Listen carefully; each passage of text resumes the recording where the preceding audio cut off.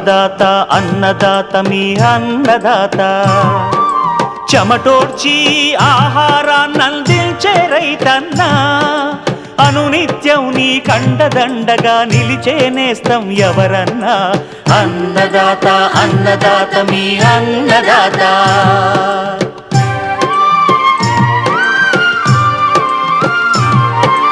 నూతన రీతుల సాగుబడికి నూరింతలు పెరిగే దిగుబడికి సూచనలిచ్చే సస్య రక్షణకు పశు పోషణకి శాస్త్ర విజ్ఞానం అందించి ముందుకు నడిపే తెలుగు రైతు భారతదేశానికి మకుటం అయ్యేలా తీర్చిదిద్దే ఆశయంతో మిమ్ము మేలు కొలిపేది అన్నదాత అన్నదాత అన్నదాత మీ అన్నదాత అన్నదాత అన్నదాత మీ అన్నదాత.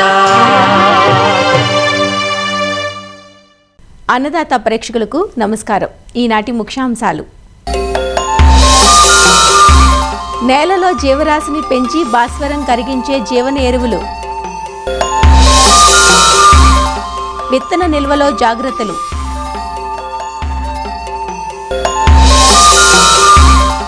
ఆదిలాబాద్ జిల్లాలో మండుతున్న ఉష్ణోగ్రతలు, వ్యవసాయంపై ఎల్ నినో ప్రభావం ఉంటుందన్న శాస్త్రవేత్త శ్రీధర్ చౌహాన్ సూచనలు.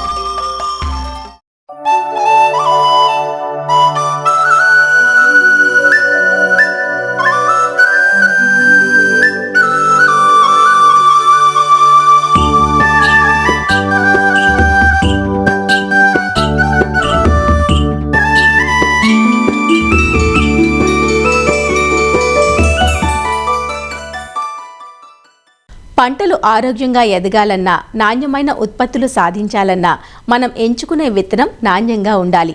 సాధారణంగా రైతులు పరిశోధనా స్థానాల నుంచి కానీ, ప్రభుత్వ సంస్థల నుంచి కానీ, లేదా పేరు పొందిన సంస్థల నుంచి విత్తనాలను కొనుగోలు చేస్తూ ఉంటారు. విత్తనాలను నిల్వ ఉంచినప్పుడు రైతులు తగిన జాగ్రత్తలు తీసుకోకపోతే వాటికి చీడపీడలు సోకి నష్టపోయే ప్రమాదం ఉంది. గింజ రంగు మారటం, బూజు పట్టడం, గింజలు ఉండలు కట్టి ఉండడం మొదలైన లక్షణాలు నిల్వ ఉంచిన విత్తనాల్లో ఉన్నాయా లేదా అని గమనించుకోవాలి. విత్తనాలను నిల్వ ఉంచుకోవడానికి కొత్త సంచులతో పాటు బాగా ఎండిన విత్తనాలనే నిల్వ ఉంచుకోవడానికి వాడుకోవాలి. మరి విత్తన నిల్వల్లో ఎలాంటి అంశాలను దృష్టిలో ఉంచుకోవాలో సూచిస్తున్నారు వరంగల్ ప్రాంతీయ వ్యవసాయ పరిశోధనా కేంద్రం శాస్త్రవేత్త నీలిమ. రైతులు పంటల కోతనంతరం ధాన్యాన్ని విత్తనాల కొరకు లేదంటే మార్కెట్లో సరైన ధర లేకపోవడం వల్ల నిల్వ చేసుకునే ప్రయత్నం చేస్తుంటారు. ఈ నిల్వ చేసుకునే సమయంలో అనేక రకాల చీడపీడలు కానీ, శీలింధ్రాలు కానీ విత్తనాన్ని ఆశించి నష్టం కలుగజేసే అవకాశం ఉంది. కాబట్టి రైతులు తప్పనిసరిగా విత్తన నిల్వలో కొన్ని జాగ్రత్తలు చేపట్టవలసి ఉంటుంది. విత్తనాన్ని నిల్వలో ఆశించే శిలీంధ్రాల విషయానికి వస్తే ఉదాహరణకు ఆస్పర్జిల్లస్ కానీ, పెన్సిలియం కానీ ఇలాంటివి నిల్వలో ఆశించి విత్తనానికి నష్టం కలుగజేస్తాయి. ఆ విత్తనం చూసినట్లయితే కొంచెం గింజ యొక్క రంగు మారడం, ఉండలు కట్టి ఉండడం, అలాగే కొంచెం ముక్కి వాసన రావడం ఇలాంటివి రైతులు గమనించినట్లయితే తప్పనిసరిగా నివారణ చర్యలు అనేది తీసుకోవాల్సి ఉంటుంది. ఈ నివారణ చర్యలో భాగంగా మొదటగా విత్తనాన్ని బాగా ఎండలో ఆరబెట్టాల్సి ఉంటుంది. కొన్ని పంటలకు నిర్దేశించిన తేమ శాతం వచ్చే వరకు ఎండలో బాగా ఆరనివ్వాలి. ఉదాహరణకు చూసుకున్నట్లయితే వరిలో 12 నుంచి 13%, నూనె గింజల పంటలకు అయితే 7 నుంచి 8%, అలాగే అపరాల పంటలు చూసుకున్నట్టయితే 8 నుంచి 10% తేమ ఉండే విధంగా ఎండలో బాగా ఆరనివ్వాలి. అదేవిధంగా నూర్పిడి సమయంలో కూడా గింజలపైన పగుళ్ళు రావడం, అలాగే గింజలు విరిగిపోవడం, తేమ కూడా అధికంగా ఉండడం వల్ల ఇలాంటి విత్తనాన్ని నిల్వ చేసుకునే ప్రయత్నం చేస్తే మాత్రం శీలీంధ్రాలు త్వరగా వాటిని ఆశించి నష్టం కలుగజేసే అవకాశం ఉంటుంది. ఈ విత్తనాలను బాగా శుభ్రపరుచుకొని అట్లాంటి పంటల అవశేషాలు కూడా ఏమీ లేకుండా జాగ్రత్త పడాలి. ఇంకా చీడపీడల విషయానికి వచ్చినట్లయితే అవి కూడా 2 రకాలుగా ఉంటాయి. మొదటిది సీతాకోక చిలుక జాతికి చెందినవి, రెండవది పెంకు పురుగులు అంటాము. ఈ సీతాకోక చిలుక జాతికి చెందినవి అవి లార్వా దశలో విత్తనాన్ని ఆశించి నష్టం కలగజేస్తుంది. అదేవిధంగా పెంకు పురుగుల విషయానికి వస్తే అది లార్వా మరియు తల్లి పురుగు రెండూ కూడా విత్తనాన్ని ఆశించి నష్టం కలగజేస్తాయి. ఆ లక్షణాలు చూసుకున్నట్లయితే గింజలపైన రంధ్రాలు ఏర్పడడం, అలాగే పురుగులు చనిపోయి ఉండడం, వాటి చర్మం కానీ విసర్జన పదార్థాలు కనిపించడం, ఇలాంటివి రైతులు గమనిస్తే తప్పనిసరిగా నివారణ చర్యలు అనేది చేపట్టవలసి ఉంటుంది. మొదటగా గింజను అంటే మనము బాగా ఎండలో ఆరబెట్టుకోవాలి. అవి నిర్దేశించిన తేమ శాతం వచ్చే వరకు ఎండలో ఆరనివ్వాలి. అదే విధంగా నిల్వ చేసుకోవడానికి కొత్త సంచులను మాత్రమే ఉపయోగించుకోవాలి. ఒకవేళ పాత సంచులు ఉపయోగించుకోవాల్సిన అవసరం వస్తే కనుక వాటిని మాలిథియన్ అనే ద్రవణంతో శుభ్రపరచుకున్నాకనే ఉపయోగించుకునే ప్రయత్నం చేయాలి. అంతేకాకుండా నిల్వకు ముందు కూడా కొంచెం వేప నూనె 2 నుంచి 5 ml 1 కిలో విత్తనానికి పట్టించి నిల్వ చేసుకునే ప్రయత్నం చేయాలి. అదేవిధంగా విత్తన నిల్వ చేసుకునే గోదాం కూడా శుభ్రంగా ఉంచుకోవాలి. ఆ గోదాం యొక్క గోడల పైన కానీ, పై కప్పులో లేకపోతే ఫ్లోరింగ్ పైన కానీ ఎలాంటి పగుళ్ళు కానీ రంధ్రాలు లేకుండా జాగ్రత్త పడాలి. అదేవిధంగా నిల్వ చేసుకోవడానికి సంచులని కూడా గోదాంలో మనము నేరుగా నేలపైన కాకుండా అంటే తేమ తగలకుండా ఉండడానికి వెదురు కర్రలపైన లేదంటే ఇనుప స్టాండ్లపైన వరుసలలో అమర్చుకోవాలి. అది గోడకి తగలకుండా కొద్దిగా గ్యాప్ వదిలి అమర్చుకోవాలి. ఇంకా ఈ చీడపీడల ఉనికిని ఎప్పటికప్పుడు రైతులు మనం నిల్వ చేసుకునే స్థలంలో గమనిస్తూ ఉండాలి. గమనించడానికి ఆ నిల్వ చేసే స్థలంలో లేదంటే గోదాంలో ఈ జిగురు అట్టలు కానీ, లింగాకర్షక బుట్టలు కానీ, లేకపోతే లైట్ ట్రాప్లు కానీ అమర్చుకుంటూ ఉండాలి. ఒకవేళ పురుగు యొక్క ఉధృతి మనకు కనిపించినట్లయితే ఈ మాలిథియన్ అనే ద్రవణాన్ని 10 ml 1 లీటర్ నీటికి కలుపుకొని అది బస్తాలపైన అలాగే గోడలపైన కూడా పిచికారీ చేసుకోవాలి. ఈ మాలిథియన్ ద్రవణాన్ని 15 నుంచి 20 రోజుల వ్యవధికి ఒకసారి పిచికారి చేసుకుంటే సరిపోతుంది. అంతేకాకుండా ఈ చీడపీడల తీవ్రత మరీ ఎక్కువగా అనిపిస్తే మాత్రం అల్యూమినియం ఫాస్ఫేట్ టాబ్లెట్స్తో ఊదర పెట్టాల్సి ఉంటుంది. ఈ ఊదర పెట్టడానికి 1 టన్ను ధాన్యానికి సుమారు 3 గ్రాముల అల్యూమినియం ఫాస్ఫేట్ ఒక టాబ్లెట్ వాడాల్సి వస్తుంది. ఈ ఊదర పెట్టే సమయంలో గోదాంని కంప్లీట్గా సీల్ వేసేసి వారం రోజుల పాటు మూసివేయాల్సి ఉంటుంది. ఈ విధంగా కొన్ని ఈ జాగ్రత్తలు తీసుకున్నట్లయితే మనకి ఆ విత్తనం యొక్క మొలక శాతం తగ్గకుండా అలాగే నాణ్యత కోల్పోకుండా అది వచ్చే కాలంలో కూడా పంట వేసుకున్నప్పుడు ఆరోగ్యంగా వచ్చి మనకు మొక్కల సాంద్రత అధికంగా ఉండి మంచి దిగుబడులు సాధించడానికి అవకాశం ఉంటుంది.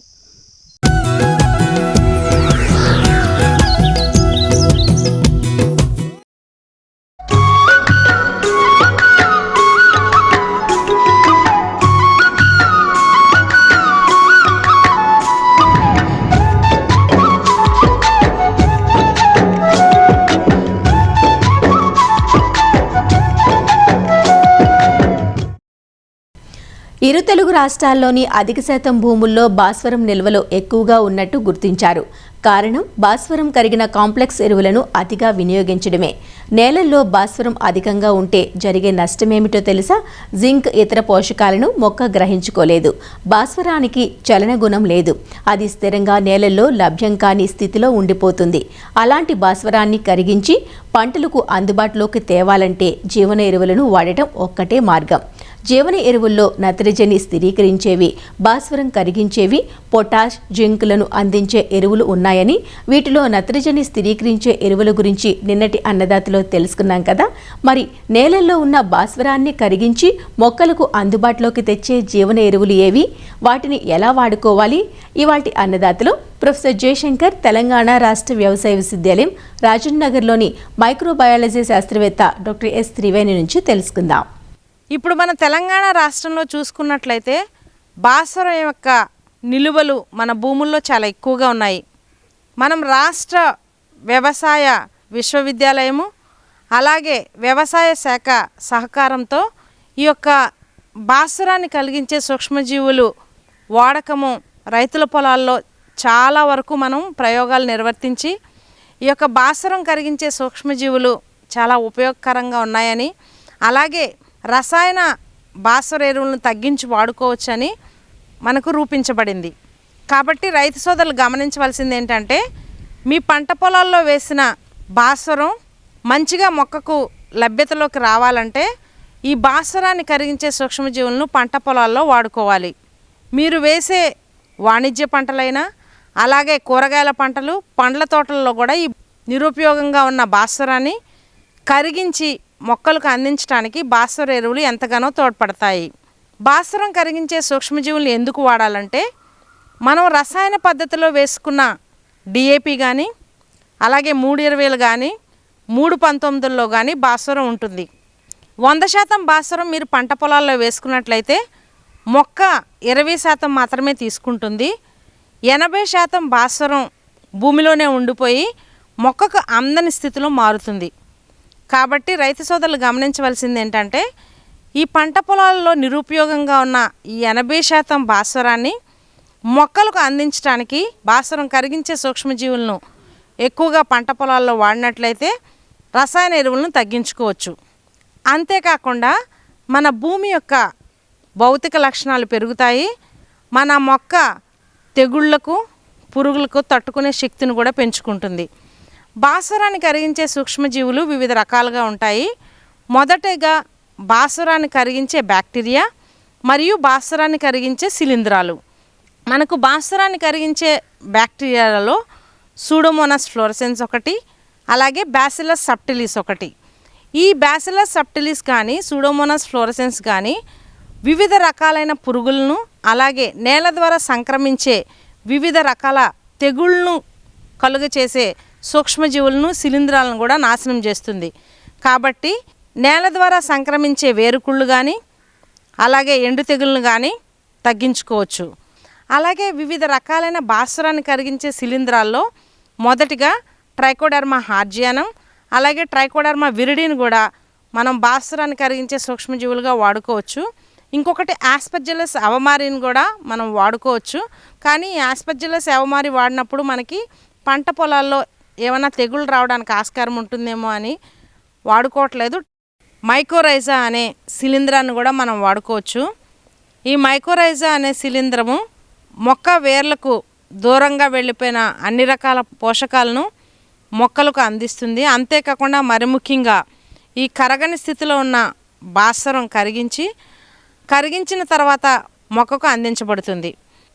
మనము భాస్వరం కరిగించే సూక్ష్మజీవులను 3 విధాలుగా వాడుకోవచ్చు. ఒకటి విత్తన శుద్ధి ద్వారా, రెండవది నేల ద్వారా, మూడవది నారు ముంచే పద్ధతి ద్వారా. ఈ భాస్వరాన్ని కరిగించే సూక్ష్మజీవులను విత్తనంతో పాటు వేసుకున్నట్లయితే మొక్కతో పాటు మంచిగా పెరిగి మనకి మొక్కకు లాభం చేకూరుస్తాయి. కాబట్టి మొదటిగా విత్తన శుద్ధి చేసేటప్పుడు 1 ఎకరానికి సరిపడా విత్తనాన్ని సంచి మీద వేసుకుని దాని మీద 200 గ్రాములు ఈ భాస్వరాన్ని కరిగించే సూక్ష్మజీవుల యొక్క ఎరువును వేసుకుని దాని మీద 10% చక్కెర ద్రావణం కానీ లేకపోతే 10% జాగరి కానీ అలాగే జిగురు కానీ వేసుకుని విత్తనం మొత్తం కోటింగ్ ద్వారా అందించాలి. విత్తుకునే ముందు 1 అర్ధగంట ముందు మాత్రమే విత్తనానికి పట్టించి విత్తనాన్ని నీళ్ళలో ఆరబెట్టుకుని పొలంలో విత్తుకోవాలి. విత్తనాన్ని వేసుకునేటప్పుడు పంట పొలాల్లో పదును ఉండాలి. తేమ శాతం చాలా ముఖ్యమైనది. ఒకవేళ తేమ లేకపోతే కనుక వేర్లకు ఈ జీవనెరువు మంచిగా పట్టుకోదు. రెండో విధానము నేల ద్వారా కూడా మనం ఈ భాస్వరం కరిగించే సూక్ష్మజీవులను వాడుకోవచ్చు.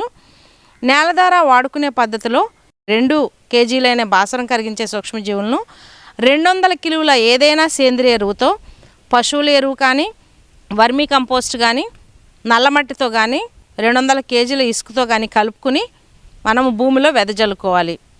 అప్పుడు కూడా తేమ ఉంటే మంచిది. మూడో విధానము నారుముంచే పద్ధతి. ఈ నారుముంచే పద్ధతిలో భాస్వర ఎరువును 1 కేజీ తీసుకుని 10 లీటర్ల నీటిలో కలుపుకుని నారును కట్టలుగా కట్టుకుని ఈ కట్టలను 20 నిమిషాలు ఈ ద్రావకంలో ముంచి మనం ప్రధాన పొలంలో నాట్లు వేసుకోవాలి. రైతు సోదరులు ఘన పదార్థంలో దొరికే జీవనెరువులు కాకుండా ద్రావక రూపంలో ఉన్న లిక్విడ్ బయోఫర్టిలైజర్ దొరికినట్లయితే 1/2 లీటర్ వరకు మనము 1 ఎకరానికి వేసుకోవచ్చు. ఈ యొక్క ద్రవ రూపకంలో ఉన్న జీవనెరువును 200 లీటర్ల ఫర్టిగేషన్ ట్యాంక్లో కలుపుకుని డ్రిప్పర్ ద్వారా వాడుకున్నట్లయితే పంట పొలాల్లో ఈ యొక్క భాస్వరం కరిగించే సూక్ష్మజీవును మంచిగా వాడుకోవచ్చు. మరి ముఖ్యంగా ఒకే పంట ఖరీఫ్లో రబీలో వేస్తూ ఉన్నప్పుడు తప్పనిసరిగా ఈ భాస్వరం కరిగించే సూక్ష్మజీవులను వాడుకున్నట్లయితే భూమిలో నిల్వ ఉన్న భాస్వరాన్ని మొక్కకు అందించి వ్యయ ఖర్చు తగ్గుతుంది. మనం కంటిన్యూస్గా ఒక 4 to 5 ఇయర్స్ ఈ సూక్ష్మజీవులను మనం పంట పొలాల్లో వాడుకున్నట్లయితే తప్పనిసరిగా ఈ ఉపయోగకరమైన సూక్ష్మజీవుల సంఖ్య ఎక్కువగా పెరిగి ముందు తరాలకు ఆరోగ్యకరమైన నేలను అందించిన వారుగా అవుతాము. అంతేకాకుండా ఈ సూక్ష్మజీవులను మన పంట పొలాల్లో ఎక్కువగా వాడినట్లయితే చౌడును తగ్గించుకోవచ్చు. మరి ముఖ్యంగా నేల ద్వారా సంక్రమించే సూక్ష్మజీవులను కూడా తగ్గించుకోవచ్చు. భాస్వరం కరిగించే జీవన ఎరువులను ఎలా వాడుకోవాలో తెలుసుకున్నాం కదండి. ఇక పొటాష్, జింకులను కరిగించే జీవన ఎరువుల గురించి రేపటి అన్నదాతలు తెలుసుకుందాం.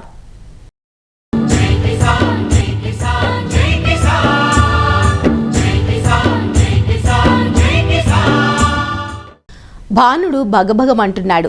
వాతావరణ ఉపద్రవాలు ముంచుకొస్తున్నాయి. అయితే అతివృష్టి లేనట్లయితే అనావృష్టితో వ్యవసాయ రంగం కునారిల్లుతోంది.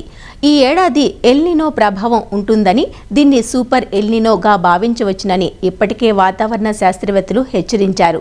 ప్రస్తుతం సాధారణం కన్నా 2 నుంచి 3 డిగ్రీల అధిక ఉష్ణోగ్రతలు నమోదవుతున్నాయి. ఏప్రిల్ మాసం, మే మొదటి వారంలోనే తీవ్రమైన వడగాల్పులు వీస్తున్నాయి. శీతాకాలంలో అతి చల్లని ప్రదేశంగా ఉండే ఆదిలాబాద్ జిల్లా ప్రస్తుతం అగ్నిగుండంగా మారింది. ఇలాంటి పరిస్థితుల్లో ఆదిలాబాద్ జిల్లా వ్యవసాయంపై వాతావరణ ప్రభావం, పంటల వైవిధ్యీకరణే సమస్యకు పరిష్కారమని చెబుతున్న వ్యవసాయ పరిశోధనా స్థానం ప్రధాన శాస్త్రవేత్త డాక్టర్ శ్రీధర్ చౌహాన్తో మా ప్రతినిధి మాణికేశ్వర్ ముఖాముఖి ఇప్పుడు చూద్దాం. ఉమ్మడి ఆదిలాబాద్ జిల్లా అంటే గేట్వే ఆఫ్ తెలంగాణ, తెలంగాణ కాశ్మీరం అని పేరుంది. కానీ ఇప్పుడు అది అగ్నిగోళంగా మండుతుంది. దీనికి కారణం ఏంటి, వచ్చే దుష్పరిణామాలు ఏంటని చెప్పడానికి మనతో పాటు ఆదిలాబాద్ వ్యవసాయ పరిశోధన స్థానం ప్రధాన శాస్త్రవేత్త శ్రీధర్ చౌహాన్. తెలంగాణ కాశ్మీరంగా పేరొందిన ఉమ్మడి ఆదిలాబాద్ జిల్లా ఇప్పుడు ఎండలతో అగ్నిగోళంగా మండుతుంది. దీనికి దారితీస్తున్న ప్రధాన కారణాలు ఏంటంటారు? ఆదిలాబాద్ జిల్లాలో సాధారణ ఉష్ణోగ్రతలు ఈ సమయంలో ఉండాల్సిందే 40 నుంచి 41 డిగ్రీల మధ్యలో ఉండాలి. కానీ గత వారం 10 రోజులుగా 43 నుంచి 44 డిగ్రీల మధ్యలో నమోదవుతూ ఉంది. అంటే 3 నుంచి 4 డిగ్రీలు అత్యధికంగా నమోదవుతూ ఉంది. ఇది ఒక హిస్టారికల్, ఒక 30-40 సంవత్సరాల టెంపరేచర్ కన్నా కూడా మనకు అధికంగా ఉన్నట్టు వాళ్ళు చెప్పడం జరిగింది. కాబట్టి ఈ పరిసర ప్రాంతాలలో అంటే ఆదిలాబాద్ లేదా కుమ్రంభీం, ఆసిఫాబాద్ అంటే మొత్తం ఉమ్మడి ఆదిలాబాద్ జిల్లాలో ఒక హీట్ వేవ్, ఒక వడగాల్పుల వాతావరణ పరిస్థితి ఆదిలాబాద్లో ఏర్పడింది. సో దీని యొక్క ప్రభావము ఆదిలాబాద్ జిల్లాలో పంటలపైన మనం తీసుకుంటే జొన్న పంట అంతా కూడా కోత దశలో ఉంది. చాలా చోట్ల గ్రెయిన్ ఫిల్లింగ్ స్టేజ్లో కూడా ఉంది. తర్వాత నువ్వుల పంట, వేరుశనగ పంట కూడా మనకు కాయలు ఏర్పడే దశ, ఊడలు దిగి కాయలు గట్టిపడే దశలో కూడా ఉంది.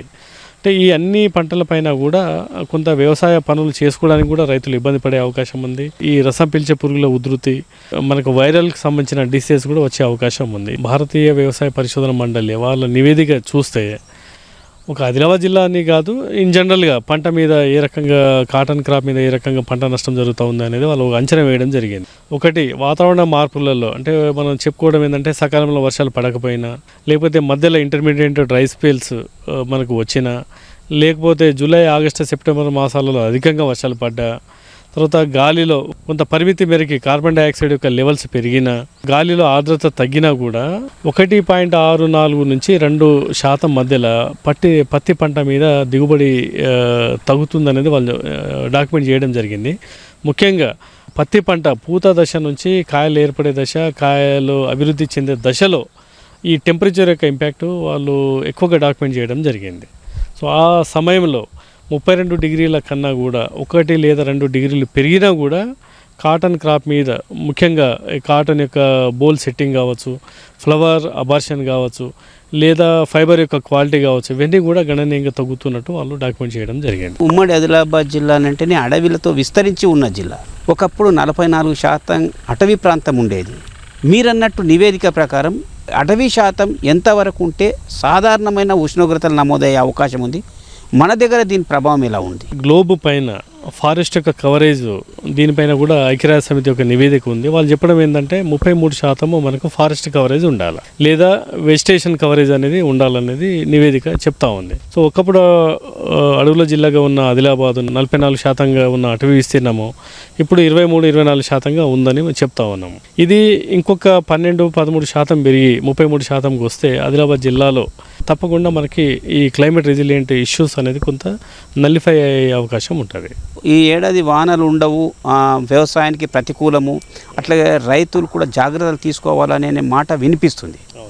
వాస్తవంగా మనకు రాష్ట్రంలోనే అత్యధిక వర్షపాతం అయ్యే ఉమ్మడి ఆదిలాబాద్ జిల్లాలో దీని ప్రభావం ఉంటుందా? అసలు ఏం జరుగుతుంది అనుకుంటున్నారు? సో ఐఎండి వాళ్ళ నివేదిక, వాళ్ళు ఇచ్చిన ప్రాథమిక నివేదిక ప్రకారం తీసుకుంటే 2026-27 సంవత్సరంలో మనకు ఎల్నినో ప్రభావము అనేది ఉండబోతుంది. అది కూడా జూన్ 2వ పక్షం నుంచి జూలై మాసంలో ఇనిషియేట్ అయ్యి ఆగస్టు సెప్టెంబర్ దాకా దీని ఇంపాక్ట్ ఎక్కువ కనబడే అవకాశం ఉన్నట్టు వాళ్ళు చెప్పడం జరిగింది. సో దీనిపైన కొంత రివైజ్డ్ నివేదిక మళ్ళీ ఒక మే మంత్లో వాళ్ళు ఇస్తారు. అక్కడ మనకి జూన్ 1 నుంచి సీజన్ స్టార్ట్ అవుతుంది. సో డెఫినెట్గా ఎల్నినో ప్రభావం వల్ల ఇప్పుడు 24% వర్షపాతం తగ్గుముఖం పట్టడం అనేది వ్యవసాయంలో ఒక పెద్ద ఛాలెంజ్ ఇది. ఇప్పుడు తర్వాత వర్షాధారమైన దేశం మనది. సో తెలంగాణ కావచ్చు, దేశం కావచ్చు, మీకు 300 అంతా కూడా మనకు రెయిన్ ఫెడ్ సిచ్యువేషన్ కిందనే మనం వ్యవసాయం చేస్తాము. అందులో 24% వర్షపాతం తగ్గుముఖం పడితే డెఫినెట్గా వ్యవసాయంలో గణనీయంగా మనకు ఇబ్బంది కలిగే అవకాశం. వాతావరణంలో జరుగుతున్న మార్పులన్నింటినీ తక్షణం ఇవాళకి మార్పు చేయడానికైతే సాధ్యమయ్యే పరిస్థితి లేదు. కానీ ఉన్న దాంట్లో కొద్దిగా రైతులు కానీ లేదా సాధారణ ప్రజలకి తమను తాము అంటే పంటల దిగుబడిలో కానీ మిగతా కార్యాచరణలు కానీ తమను తాము మంచి చేసుకోవడానికి ఏమన్నా సూచన చేస్తారు? ఒక అగ్రికల్చర్ పాయింట్ ఆఫ్ వ్యూలోనే ఆలోచిద్దాము. ఆదిలాబాద్లో కాటను, సోయా చిక్కుడు, కంది ఈ 3 ప్రధాన పంటలు మనం సాగు చేస్తున్నాము. ఇప్పుడు ఈ సంవత్సరం ఎల్నినో ప్రభావం వచ్చి మనకు అధికంగా ఖర్చు పెట్టే పంటలలో కాటన్ ఒకటి. ఇప్పుడు ముఖ్యంగా ఇప్పుడు జూన్లో సకాలంలో వర్షాలు పడక సీజన్ మనకు వెనుకపోయినా, లేకపోతే సీజన్ రైట్ టైంలో స్టార్ట్ అయిపోయి జూలైలో ఆగస్టులో వర్షాలు పడకపోయినా కూడా ఖచ్చితంగా మనకు రైతు యొక్క ఆర్థిక భరోసా మీద ప్రభావం చూపిస్తుంది. అందుకని మనం రైతులకు నా సలహా ఏంటంటే, సపోజ్ మీరు ఒక 10 ఎకరాలలో కాటన్ వేయాలి, ఒక 5 ఎకరాలలో కాటన్ వేయాలి. అందులో ఒక 30-40% మీరు వేరే పంటల వైపు కూడా కొంత డైవర్ట్ చేయాలి. తర్వాత ఎట్లాగూ ఈ మారిన వాతావరణ పరిస్థితుల వల్ల కొన్ని చీడపీడల సమస్యలు కానీ, పోషకాల లోపాలు కానీ, లేకపోతే గ్రౌండ్ వాటర్లో నీళ్లు లేకపోవడం వల్ల మనం నీళ్లను అంటే వాటి యొక్క సెన్సిటివ్ స్టేజ్లలో నీళ్ళు ఇవ్వకపోవడం అనేది కూడా కొంత సమస్యగా చూస్తాం. సో దీనికి కొంత ఇంటర్మీడియట్ వ్యవసాయ పనులలో మనము కొంత చేర్పులు చేయాలి. ఇప్పుడు ఉదాహరణకి కాటన్ క్రాప్ను మనం బెడ్ సిస్టంలో వేస్తే, సోయాబీన్ని బ్రాడ్ బెడ్ అండ్ ఫర్రో సిస్టంలో వేస్తే మనకు ఆ పడ్డ కొద్దిపాటి నీళ్ళనైనా మనం భూమిలో ఇంకేటట్లు మనం చేసుకుంటే ఈ మధ్యలో వచ్చే ఇంటర్మీడియట్ డ్రై స్పెల్స్ వచ్చినప్పుడు ఒక 10 రోజుల పాటు ఆ మాయిశ్చర్ను హోల్డ్ చేసుకునే అవకాశం ఉంటుంది. అట్లా కొన్ని వ్యవసాయంలో కొన్ని చిన్న పనులను చేయగలుగుతాం, కానీ పెద్ద మొత్తంలో మనం డిసిషన్ తీసుకునే అవకాశం మన చేతిలో ప్రస్తుతానికి లేదు. ఇది వ్యవసాయ పరిశోధన స్థానం ప్రధాన శాస్త్రవేత్త శ్రీధర్ చౌహాన్ అభిప్రాయం. అంటే వాతావరణంలో మార్పులు ప్రజలపై ప్రభావం చూపుతుందనే అభిప్రాయం వినిపించింది. పంటల వైవిధ్యీకరణ పట్టించుకోవాలనే సూచన వస్తుంది. కెమెరామెన్ కిరణ్తో మణికేశ్వర్, ఈటీవీ న్యూస్, ఆదిలాబాద్. మరిన్ని విభిన్న అంశాలతో రేపటి అన్నదాతలో మళ్ళీ కలుసుకుందాం. నమస్కారం. అన్నదాతలు తమ సందేహాలు, సమస్యలను 1-800-425-4085 టోల్ ఫ్రీ నంబర్లో ఉదయం 10 నుంచి 11 గంటల మధ్య పని దినాలలో సంప్రదించగలరు. ఈ కార్యక్రమాన్ని యూట్యూబ్లో www.youtube.com/అన్నదాత ఈటీవీ లింక్ ద్వారా వీక్షించవచ్చు.